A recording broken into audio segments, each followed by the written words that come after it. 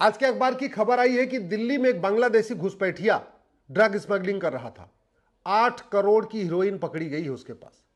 और यह पहली बार नहीं है, पूरे देश के प्रत्येक राज्य में हर हफ्ते घुसपैठिए पकड़े जाते हैं। कहीं वो हथियारों का कारोबार करते हैं, कहीं वो ड्रग स्मगलिंग का काम करते हैं, कहीं रेप करते हैं, कहीं मर्डर करते हैं, कुछ न कुछ अपराध हर जगह कर रहे हैं। एक तो घुसपैठ करना, उस पर से ड्रग स्मगलिंग करना, ये दो जिहाद हैं। घुसपैठ जिहाद के जरिए भारत की डेमोग्राफी बदली जा रही है और ड्रग जिहाद के जरिए भारत के हिंदुओं के लड़के और लड़कियों को नशेड़ी बनाया जा रहा है और धीरे धीरे उनको ड्रग के साथ साथ उनको नपुंसकता की दवाई दी जा रही है, जिससे वो नपुंसक हो जाए और बाद में हिंदुओं की जनसंख्या और कम हो जाए। हम लगातार घट रहे हैं और जहां जहां घटे हैं वहां वहां कटे हैं। अफगानिस्तान में घटे तो कटे, पाकिस्तान में घटे तो कटे, बांग्लादेश में घटे इसलिए कट रहे, कश्मीर में घटे थे तो कटे थे। और घटने का मूल कारण है लव जिहाद, लैंड जिहाद, ड्रग जिहाद, घुसपैठ जिहाद, धर्मांतरण जिहाद और जनसंख्या जिहाद। एक तरफ प्रतिदिन 10,000 हिंदुओं का धर्मांतरण हो रहा है, दूसरी तरफ 6 करोड़ घुसपैठिए भारत में इस समय अपना अड्डा बना चुके हैं, तीसरी तरफ 90,000 बच्चे रोज पैदा हो रहे हैं, उसमें हिंदू मात्र 50% है, लगभग 45,000 है। विश्वास नहीं है तो किसी भी सरकारी हॉस्पिटल में सुबह जो पर्ची कटती है जाके लगा देख लीजिए, वहां लाइन लगी रहती है। या किसी गवर्नमेंट डिपार्टमेंट में, गवर्नमेंट हॉस्पिटल का जो गायनोलॉजी डिपार्टमेंट होता है जहां लेडीज डॉक्टर बैठती हैं, उनसे जाके पूछ लीजिए कि दिन भर में उन्होंने कितने लेडीज का ट्रीटमेंट किया है, उसमें से कितने % कौन है, आपको पता चल जाएगा। लव जिहाद चल ही रहा था, ड्रग जिहाद चल ही रहा था, घुसपैठ जिहाद चल ही रहा था और अब बड़े प्लान्ड वे में धर्मांतरण जिहाद को और प्रमोट कर दिया गया। समाधान क्या है? क्या मंदिर बनाने से हिंदू सुरक्षित हो जाएगा?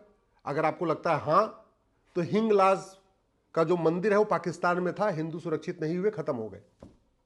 आपको लगता है अगर मंदिर बनाने से हिंदू सुरक्षित हो जाएगा, तो हमारे 51 शक्तिपीठ में से 5 शक्तिपीठ बांग्लादेश में ही है।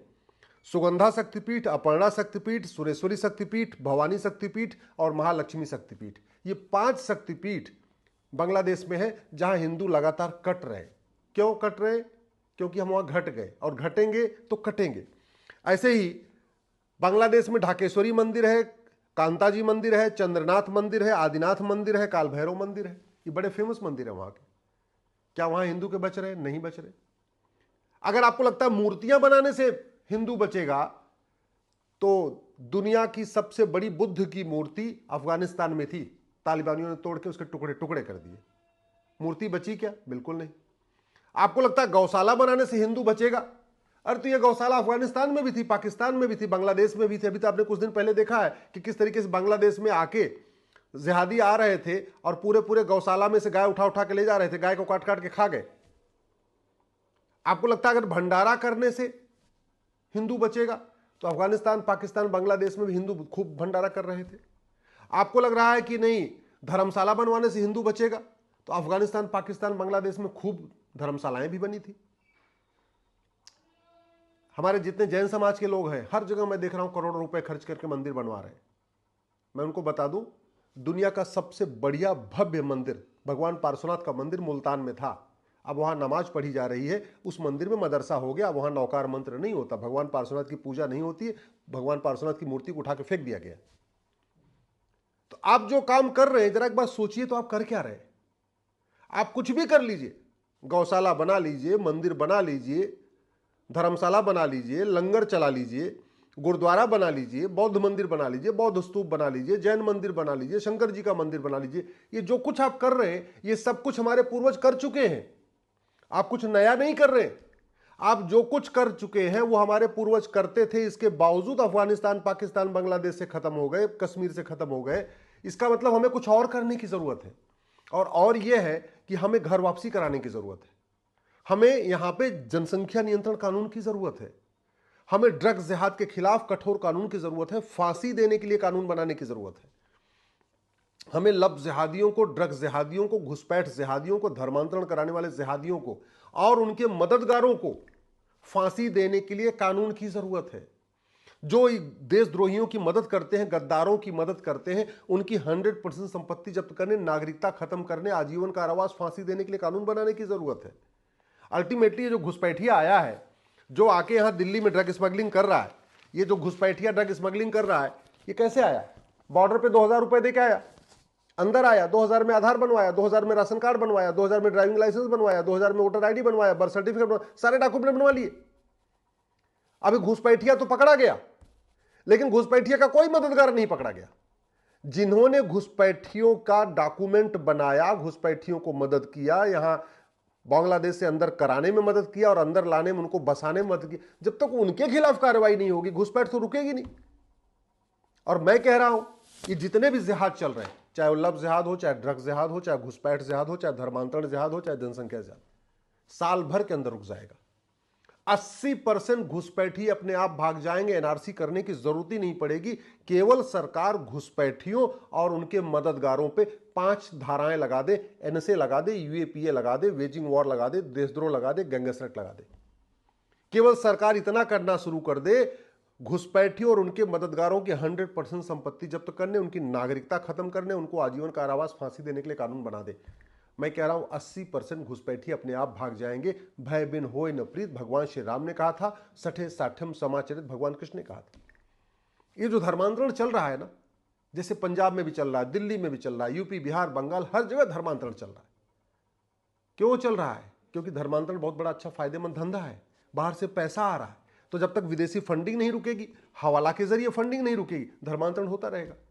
तो फंडिंग भी रोकना पड़ेगा, एक चंदा नियंत्रण कानून भी बनाना पड़ेगा। दूसरा, धर्मांतरण को राष्ट्र की सुरक्षा के लिए खतरा घोषित करना पड़ेगा, देश की एकता अखंडता के लिए खतरा घोषित करना पड़ेगा। धर्मांतरण को इनडायरेक्ट वॉर घोषित करना पड़ेगा, धर्मांतरण को ऑर्गेनाइज क्राइम डिक्लेयर करना पड़ेगा, धर्मांतरण को देशद्रोह घोषित करना पड़ेगा। इतना कर दे और धर्मांतरण कराने वाले मिशनरियों, जिहादियों और उनके मददगारों के खिलाफ एनएसए, यूएपीए, वेजिंग वॉर, देशद्रोह, गैंगस्टर एक्ट लगाना शुरू कर दे, उनकी प्रॉपर्टी जब्त करना शुरू कर दे, आजीवन कारावास देना शुरू कर दे, नागरिकता खत्म करना शुरू कर दे। मैं कह रहा हूं 1 महीने के अंदर धर्मांतरण रुक जाएगा, पूरे देश में रुक जाएगा। ये जो पूरा ड्रामा चल रहा है ना, ये सब सारा ड्रामा बंद हो जाएगा। 90,000 बच्चे रोज पैदा हो रहे हैं। जब मैं जनसंख्या नियंत्रण कानून की बात करता हूं तो कुछ लोग कहते हैं अरे हिंदू तो मान लेंगे, कन्वर्टेड हिंदू नहीं मानेंगे। मैं कह रहा हूं कन्वर्टेड हिंदू भी मानेंगे।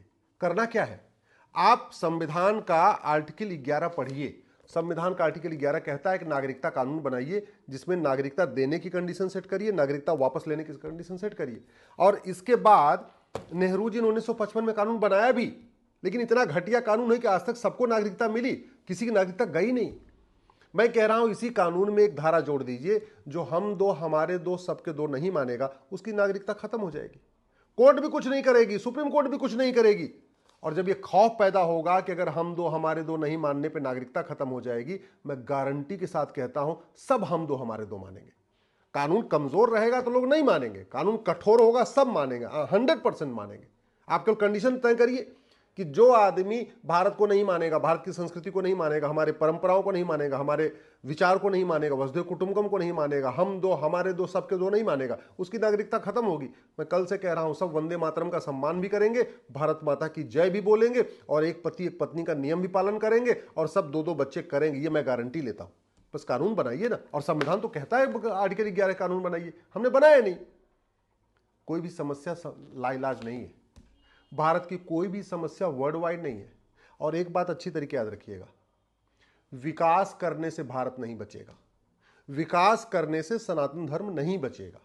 विकास खूब किया था पंडित नंदराम टिक्कू ने, जो अफगानिस्तान के प्रधानमंत्री थे। खूब तालाब बनाए थे, खूब कुएं बनवाए थे, खूब बावड़ियां बनवाई थी, भगवान जी ने धर्मशालाएं खूब बनवाई थी, और प्रधानमंत्री थे, उनको खदेड़ दिया गया, उनका पता ही नहीं चला, भाग गए वहां से, और भाग गए और फिर वहां के लोग आम जनता को छोड़ गए, और आम जनता को कन्वर्ट होना पड़ा। विकास करने से अगर मजहबी उन्माद खत्म होता, विकास करने से अराजकता खत्म होती, तो अरब में और यूरोप में शांति होनी चाहिए थी, पूरे अमेरिका में शांति रहनी चाहिए। शांति नहीं, अशांति है। फ्रांस में भी अशांति है, जर्मनी में भी अशांति है, लंदन में भी अशांति है, अमेरिका में भी अशांति है। कठोर कानून, और सबसे बड़ी बात, ये जो जड़ है ना जिहाद की सोच, वो आती है मदरसों से। मदरसों को बंद करिए, समान शिक्षा लागू करिए, तब भारत बचेगा। और नहीं तो रोज ऐसे समस्याएं पेपरों में निकलती रहेंगी, हम पढ़ते रहेंगे, सुनते रहेंगे। और आप जिन नेताओं के भरोसे आज बैठे हुए हैं, अच्छी तरीके याद रखिएगा, 25 साल के बाद ये आज के नेता आपके बच्चों को बचाने नहीं आएंगे। जिन कानूनों की मैं बात कर रहा हूं, अगर इनको तत्काल बना दिया गया तो 25 साल नहीं, अगले 500 साल तक आपके बच्चे सुरक्षित रहेंगे, आपकी आने वाली जनरेशन सुरक्षित रहेगी। और नहीं बनाया तो 25 साल के बाद भयानक नरसंहार होगा। जो 1947 में हुआ था वही 2047 में होगा, और उस परिणाम के लिए आप जिम्मेदार होंगे, क्योंकि आप दल गुलाम हो चुके हैं। आप सही बात को बोल नहीं रहे हैं। आप जानते हैं कि क्या होना चाहिए, क्या नहीं होना चाहिए। इसके बावजूद पार्टियों के छलावे में, पार्टियों के बहकावे में आप सच बात को बोल नहीं रहे।